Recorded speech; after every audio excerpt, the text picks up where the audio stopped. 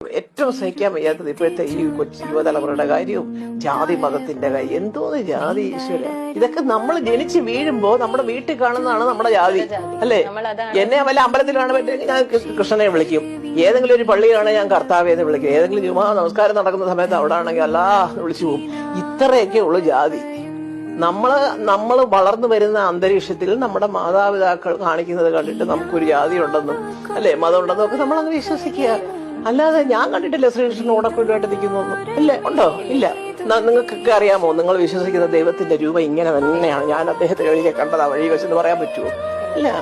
ഏറ്റവും സഹിക്കാൻ വയ്യാത്തത് ഇപ്പോഴത്തെ ഈ കൊച്ചു യുവതലമുറയുടെ കാര്യവും ജാതി മതത്തിന്റെ കാര്യം. എന്തോന്ന് ജാതി, ഈശ്വര!